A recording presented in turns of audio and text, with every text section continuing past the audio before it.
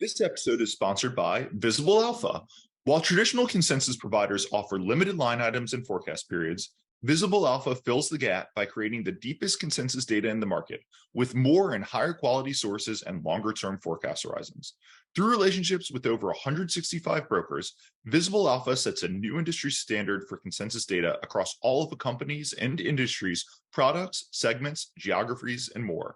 Rather than digging through the financial models one by one, Visible Alpha extracts data from every line item across sell-side models so professional investors can save time and better understand analysts' expectations on metrics beyond just revenue and earnings.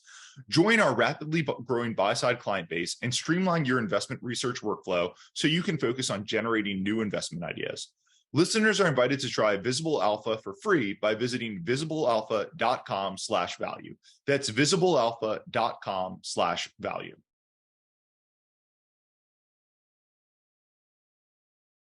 All right, hello and welcome to the Yet Another Value podcast. I'm your host, Andrew Walker. If you like this podcast, it'd mean a lot if you could rate, follow, review, subscribe wherever you're watching or listening to it. With me today, I'm happy to have on for the second time, Michael Fritzell. Michael is the founder of Asian Century Stocks. Michael, how's it going? Pretty good. How are you? Doing great, man. I was just telling you before we're talking, what is it, like November 17th? I've been obsessed with the FTX stock, but we're going to go with the FTX bankruptcy proceedings, everything, but we're going to go in a completely different direction here. Let me start this podcast the way I do every podcast. First, a disclaimer to remind everyone that nothing on this podcast is investing advice. That's always true, but Michael obviously runs Asian Century Stocks, so we're going to be talking about an Asian company today. Everybody should just remember, generally foreign companies, a little extra risk, a little bit of extra complexity there. So please remember, not investing advice. Go consult your own financial advisor. And then second, with a pitch for you, my guest, you're one of the few Asian-focused Substacks that I know of, and you're always uncovering all of these really interesting stocks. I think Asian stocks, for U.S. listeners, domestic stocks in general are really interesting. The first one we did, I think it was back in May, Tihasagwa, was really interesting. It's actually done pretty well. And I think we've got another interesting one today. So, and I will say, it is a little bit of a complaint or a little bit of a pitch. I don't know, but you do a written thing and then you do a really extensive PowerPoint thing on them. And the PowerPoints are so good, but I'm such a written person. Sometimes I wish it was more of the written person, but neither here nor there. I guess that's some subscriber feedback for you. But anyway, company we want to talk about today is Casio. They trade in Japan, and I will just pause there and turn it over to you. What is Casio? Why are they so interesting? All of that. Sure. So Casio is one of the stocks that I like. It fits the profile of this type of stocks that I enjoy looking at, which is basically value stocks. And I think the brand name is one of Japan's best, bar none. It's because it has this kind of niche in the low-end watch market with this G-Shock brand, which is, in my view, just a fantastic brand, which is underappreciated by the market. And the reason why I started looking at the stock is that the yen depreciated significantly against the US dollar. It went from 115 to 148 at the peak, and now it's about 140. And Casio is one of those companies that benefits the most from the yen depreciation. It has almost all revenues, or most of its revenues overseas, 75%, and its assets and PP&E are in Japan. So they're benefiting from the translation effect, and they also have their cost in Japanese yen. So that was kind of what attracted me to Casio. And since then, I've been going through this rabbit hole of trying to understand, what's going to happen to Casio's business and whether it has some potential.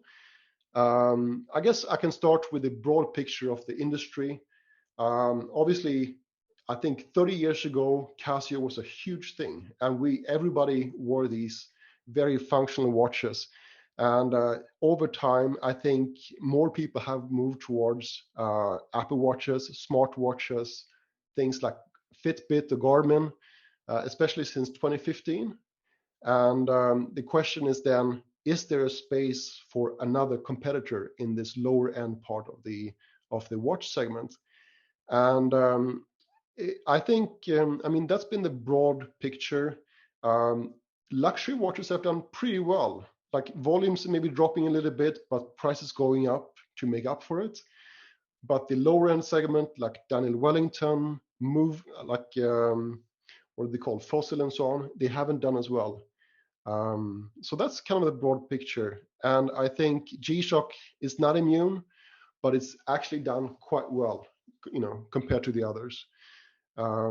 So just for reference, G-Shock is about 60% of the watch segment, but most of the profits. And that itself, the watch segment is 60% of revenues, but the vast majority of profits for Casio. So the other segments, like they have some calculator segments, they produce keyboards in competition with Yamaha.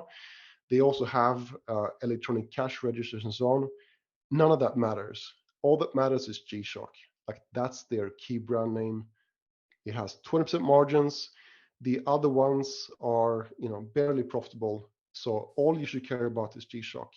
And I think that there is hope, even in volume terms, and even if you disregard the everything about the yen, I think that this is actually a growth brand, despite everything that's going on.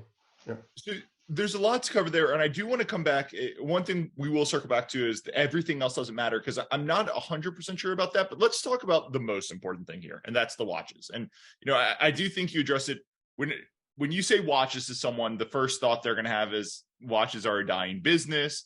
And I think to some extent, especially on the low end, that's true. Like, why would you pay $17 for a watch today when you've got for a basic watch, when your iPhone will tell you the time, right? Like a basic cheap watch doesn't look good.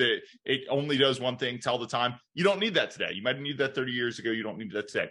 But luxury watches are booming. So I guess let's just dive into the G-Shock brand, right? Because G-Shock isn't, I wouldn't describe it a luxury brand, but it does have a function. Like I remember, I don't want to go cut too far ahead of you, but I remember I was big into running in college, and all of my really big running friends, especially if you did trail running, they'd always talk about the G-Shock, right? Like that. I remember that from, at this point, it's almost 15 or 20 years ago. Like I remember that well. So clearly there was a brand and there was an niche there, but I just want to turn over, let's talk about the G-Shock brand. Let's talk about the G-Shock price points. Let's talk about why they've kind of got a niche and all of that type of stuff.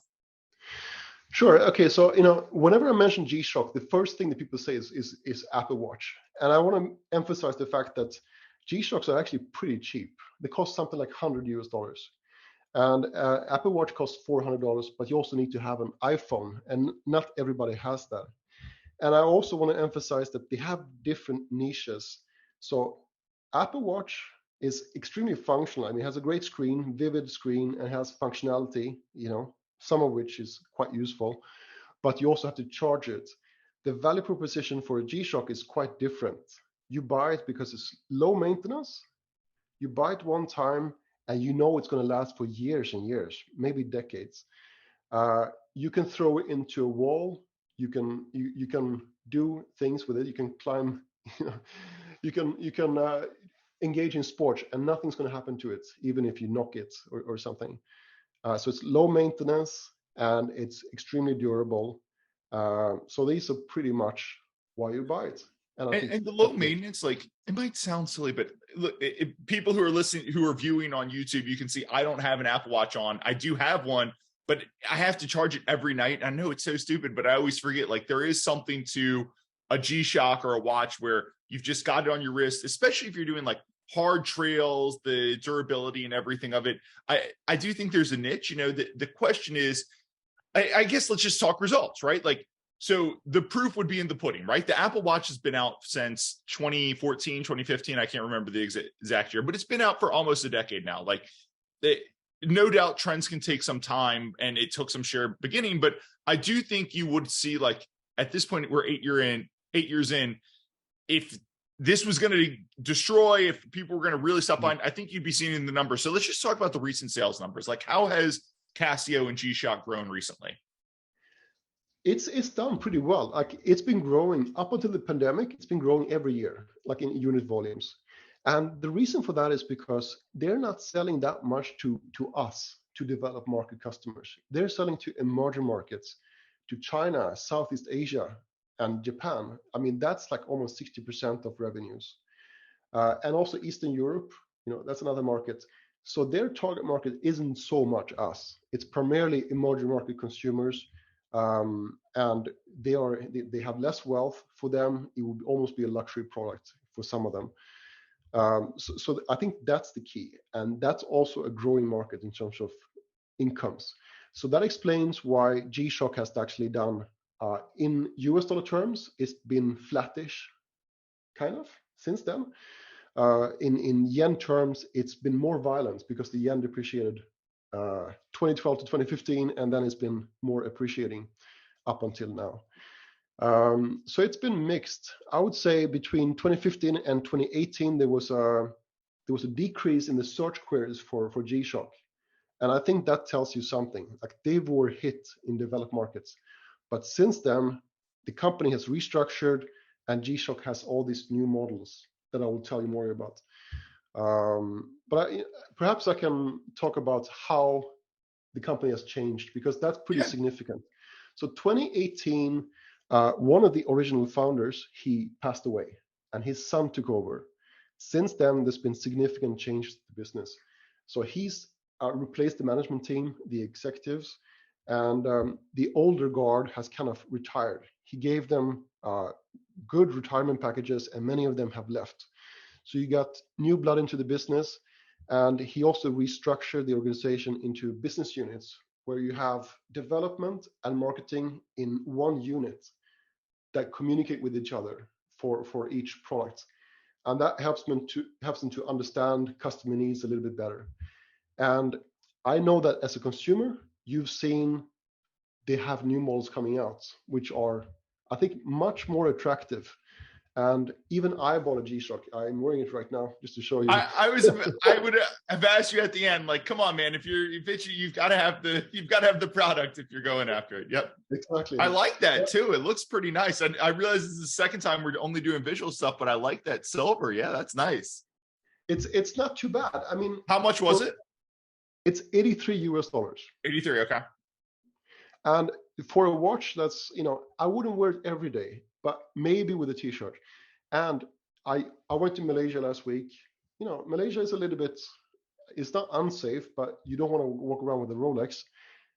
For that purpose, it's perfect. Like, you don't have to think about setting it. You know that it's accurate to the second, and you don't have to think about it, if you bump it into something. So one thing, just looking through your deck, that jumped out at me, and I think this would be non-obvious, but it almost feels like you're pitching look, from 2000, let's say from 2015 to 2020, it put everything else that happens towards the end of that outside. Like, you're almost pitching the company was pivoting, right? Like, in that time, the founder dies, the new CEO comes in, kind of the old guard retires, and then they start releasing new models. And I think you're pitching, hey, it's cheap, and we'll talk cheapness. Hey, there's a lot of cash, so there's safety. But I also kind of think you're pitching, they're going to hit a growth inflection. Not that they're going to become a hyper growth company, but that growth is almost going to accelerate. And the things that I was looking at was like, slide 41 of your thing, slide 41 of your deck. You've got, hey, collectors are really starting to notice, are really starting to notice and pay attention to Casio. And you've got a thing with the collector kit who's got like 15 Casios in his thing. And then slide 50, if I remember correctly, you've got, hey, we're starting to see some of the models of the watches sell out. So it's not that you're pitching, again, Casio watches are not going to become a 75% year-over-year growth story, but I do think you're pitching, look, the market's pricing this at a low PE. Again, we'll talk valuation in a second, but we're starting to see website traffic accelerate. We're starting to see sales traffic accelerate. And I think you're pitching, this is going to become a growth-through story than the market is expecting in the near future because of this brand strength and these trends. And I've thrown a lot of softball lobbying questions, but I'll kind of turn it over to you there. It's like alt data, like search queries and so on. They seem to tell us that the mind share, or the number of search queries, at least, it's kind of flattish, and volumes look kind of flattish as well. Maybe they will grow a little bit post-COVID. It's hard to say. But what's going to change is that they're releasing these metal models. And right now, it's like 14% of sales of the G-Shocks are metal. It's going to go up to 30%. And these cost like 4 times as much as a normal G-Shock. So that's one of these things. You will see, perhaps them going up a little bit in the price range. So that itself is growth. It's not going to be high growth. Perhaps it will be single digit, mid single digit or high single digit, excluding the effect from the weaker yen. So it's possible. And I mean, we don't quite know what's going to happen in terms of new models. They're releasing new models every single year. Next year is going to be 40th anniversary, so maybe there will be, in particular next year, there are going to be a lot of new models. It's just hard to say, but I do think that it's possible that not only is this a good brand, but you might even see growth. Now, you and I are not in our teens or 20s anymore, right? And I do wonder, because we grew up in a generation before smartphones, cell phones, right? So we grew up, when I was in high school, having a watch meant you could, when you were in class, you could look and you could see what time it was and everything. You always had the ability to have time. Like, that was right before cell phones and smartphones really took off. I do wonder, my cousins and nieces and nephews who are 13, 8, 10, are they going to look at non-smart watches the same way, right? Like, I'm not sure it crazy matters to a story trading this cheaply. And again, we'll talk valuation in a second, but I do wonder, when a 15-year-old today becomes a 29 or 30-year-old 15 years from now, are they going to think, hey, I'm going to Malaysia, I need to throw on my non-digital watch? Or are they going to, because I don't want to charge it, I want to be able to, are they just going to think, why am I going to put something on my wrist that like isn't always connected to my Instagram or something, I actually don't know. I mean, frankly, I don't quite know how young people think. Like, some people wear it as a fashion statement, and they certainly do that for if we knew how young people think, we'd probably be making a lot more money in some other business. But yeah. Well, okay, so that's a good question. I mean, and I frankly don't really have the answers to that.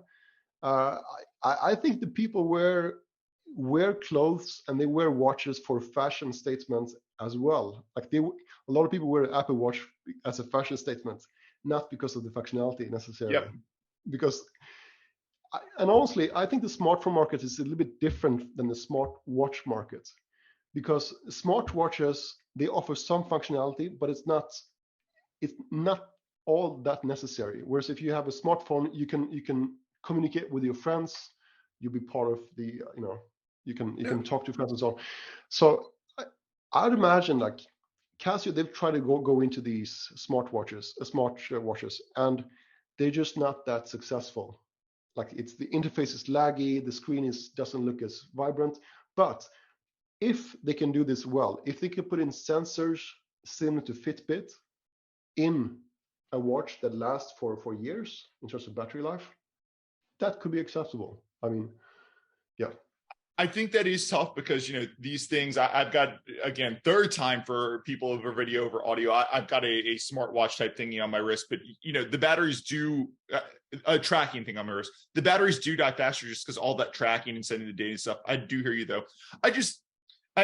I'm with you. And I do think history suggests, like, anything that you can put on your body that you can use as a fashion statement, that you can use to make you look good, even still today, you go to a wedding and, one of my friends has, he's very stylish, and he goes and everybody will comment, oh my gosh, I love your watch. He matches the watch to the belt and the shoes. And obviously that's a little more high-end designer, but I do think for G-Shock, you show up to a Tough Mudder or a trail run or something, you've got G-Shock, like, it is functional. You can keep track of your time. You can keep track of a lot of things, but you're also like a little bit signaling, a little bit stylish, right? Like, you're the runner who's got the watch that you can bang it against the tree 100 times and it's not going to do anything and it's going to be there. So I do think there is something to that. And things that are visual, things that express yourself do have a little bit more strength. Anything you want to talk about there? Yeah, I think, I thought about this question like long and hard, like, who's buying these watches? And I think the emerging market consumer, that's the number one target demographic, because the volumes are just so big. And then you also have watch collectors and you have people who are looking for something more functional. But I think, honestly, the watch market is so big. Like, they have a 3% market share, and it's such a fragmented market that you're not going to see a winner take all like you see in smartphones. That's my view, at least. So let's go. I think we've talked a little about watches. There are some things I want to come back here, but I've mentioned a few times, this is cheap, this is cheap, this is cheap. let's talk about this is cheap. So, let's talk about valuation for Casio.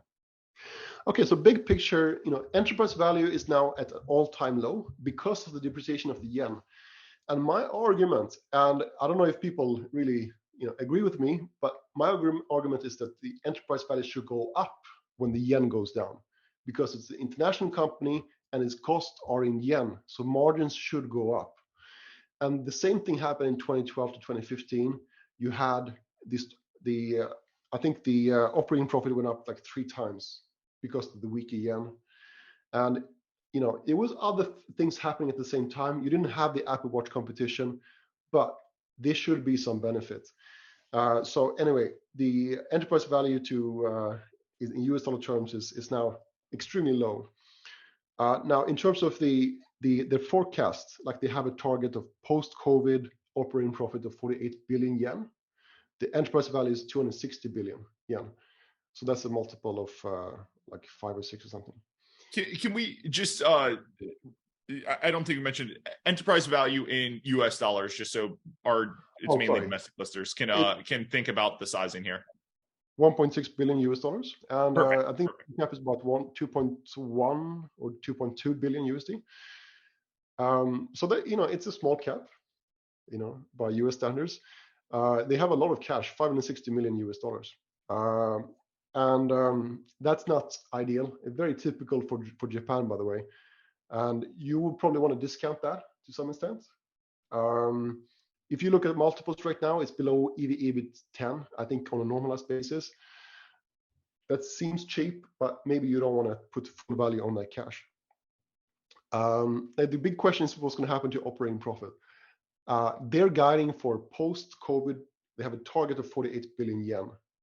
Pre-COVID, they had 30 billion. So that tells you about over 50% increase since pre-pandemic. Now, they had several issues during the pandemic. They had China exposure.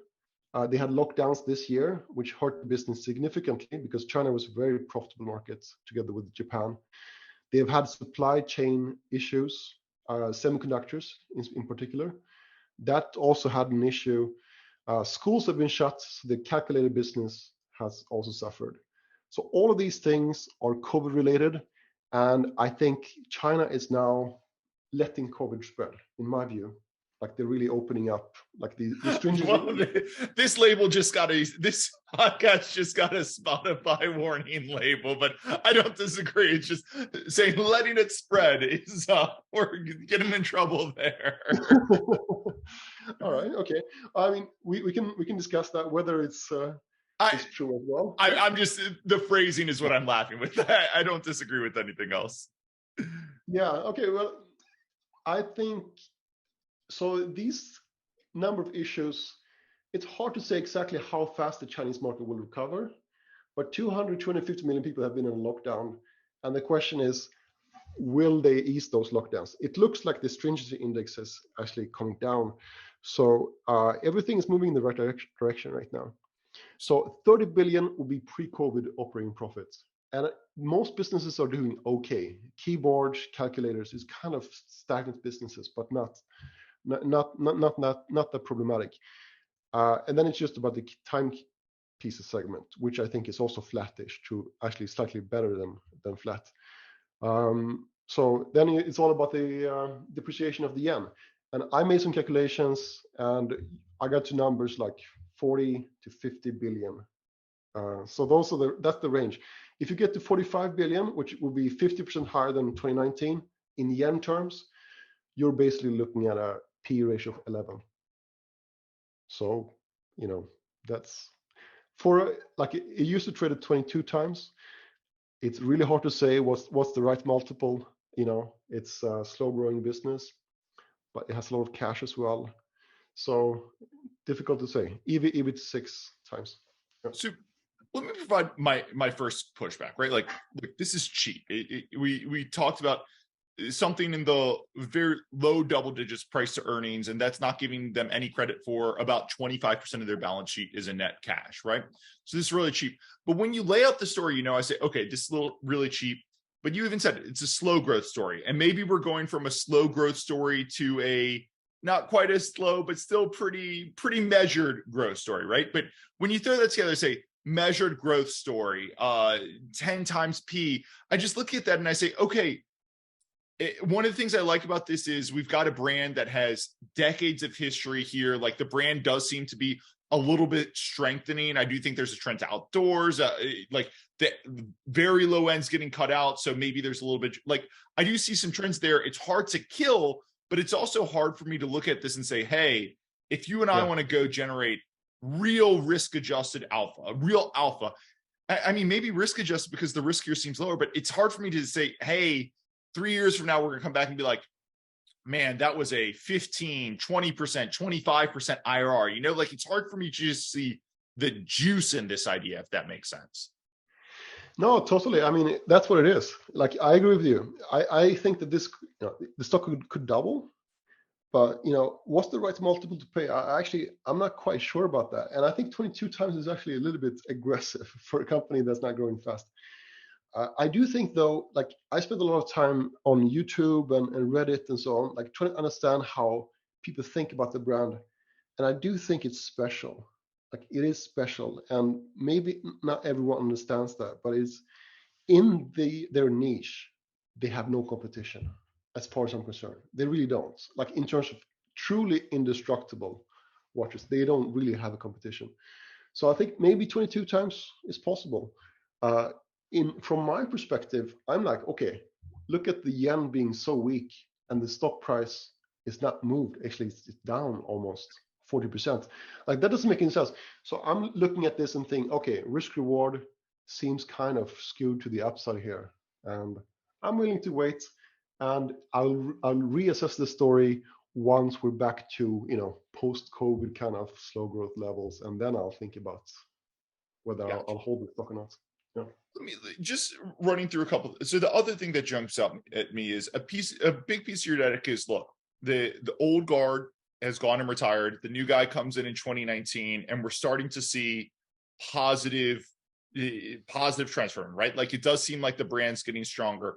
They're focusing a little bit more on direct to consumer, which we'll talk about. They did de-emphasize the other businesses, which I still want to loop around a little bit, right? So I am there with you, but at the same time, like the new CEO he was the son of the founder. He'd been with the company since I believe it was the early 90s, I just worry maybe it was an incremental improvement, but 25% of the cash on the balance sheet, like, are we really, it's an incremental improvement, but are we really going to see a lot of change to like really realize upside?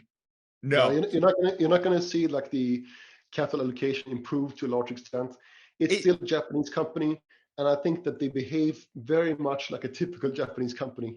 And things move slowly in Japan. So it is difficult to find companies that are as well managed as a US company. You're just not going to find that very easily.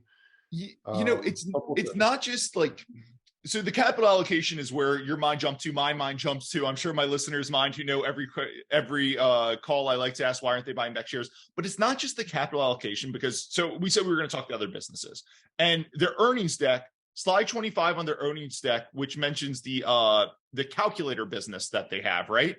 It mentions having a growth strategy for the calculator business. And I see that and I'm like, are these guys with it? Like, come on, get out of here. And then the systems equipment business, which is one below that, which is basically cash registers and stuff, has been losing money for years. It's not like it's a inferno where, they're incinerating Facebook, Meta, Reality Labs type money, but it's been losing money for years. It's clearly disadvantaged. It's clearly not a good business.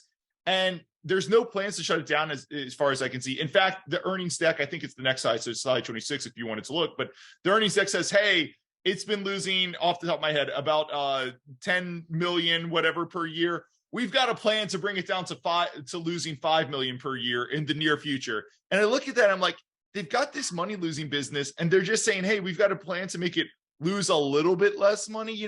I'm just wondering, like, because capital allocation does matter, especially when you're at this low of PE.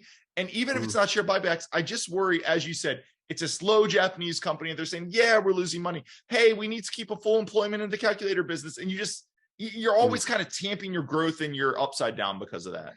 Hey, this is Japan. This is just the way it is. And I think, why do they keep so much cash in the business? That's because if something happens, they want to keep paying their employees.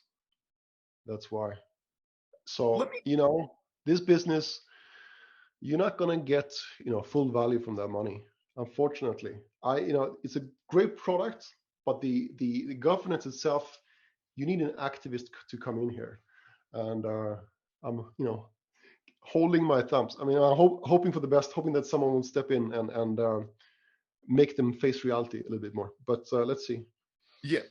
Now, correct me if I'm wrong, but I do believe that, again, CEO, son of the founder and everything, I do think there's a maybe not like crazy, like, founders level owns 50% of the company, but I do think there's a decent bit of insider ownership here.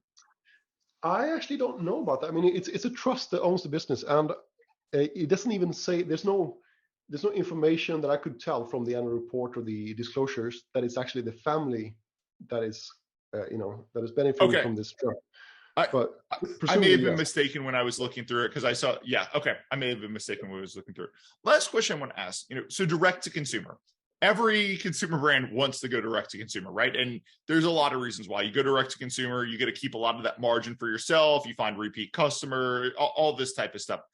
And I just look at watches and it makes sense to me that they're trying, but it seems a little tough for me, especially for a watch that you sell as an indestructible watch. And maybe it's because I'm the type of person who would only buy one watch and wouldn't collect and buy multiple colors and everything. But it does seem a little bit tough to me to really establish a direct consumer business with a watch brand because, you're going once. It's a very infrequent purchase. One of the great things about Amazon is I go and I buy a book or get penny food delivered or something, once a week or something.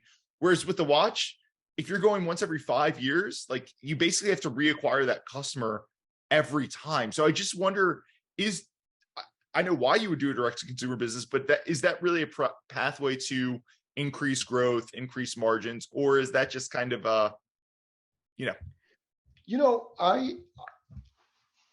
I look at their direct to consumer efforts, and it looks almost quaint, like they're collecting their email addresses from the stores. If you buy a product, you put down your email address, and then they will send you emails. I've received a few recently, and the thing is, people don't just buy one watch; they buy several. I mean, some people buy several or even many because Casio has constant. They're churning out constant. Special editions, different colors, different variants with different materials. So there is collectability, and some of them really collect many. So I've spoken to people about this, and yeah, even normal people, they own several. Gotcha. Yeah. That's what I remember with what was it? It was Apple when they came out with the iPod, and I remember people would be like, "Oh, people are going to buy multiple colors. They'll need the pink for when they're having a pink day, and then the black, and like they'll have colors." And I don't think that ever proved out, but if you bought the Apple stock on that, you probably did all right. So cool. Well, look, I actually think we've covered most of my questions and concerns here. I mean, look, this is a simple story. People can get watches in their head pretty quickly. Lots of cash on the balance sheet, cheap business. And I think the question is just really, hey, does the growth inflect a little faster, or do you get a little bit more aggressive capital return than maybe the market expects? Because it's tough to see lots of downside unless you really think like, hey, tomorrow consumers are all of a sudden going to change 70 years worth of consuming and say, I don't want watches anymore, Anything else we should be talking about? Am I thinking about it incorrectly? Anything else there? No, I think you got it. I mean, this is you asked the right questions. This is really about a yen bet. I mean, I invested I bought some shares myself, and the reason I bought shares was because of a yen bet. So it's a trade for me. Although I do think it's a really high quality brand, and it's possible, that the changes we've seen in the organization will lead to something more.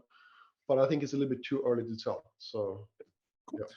Well, look, I'm going to include a link to the write-up on Casio and Asian Century stocks in the show notes. So anybody who's interested in learning more, and especially going and looking at that deep dive deck, I'd encourage you to go check that out. And Michael, this is the second time on, and I'm looking forward to having you on for the third time. Thank you so much. Hey, Cheers. Thanks so much. We'll chat soon.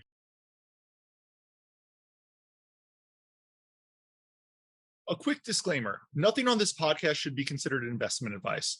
Guests or the hosts may have positions in any of the stocks mentioned during this podcast. Please do your own work and consult a financial advisor. Thanks.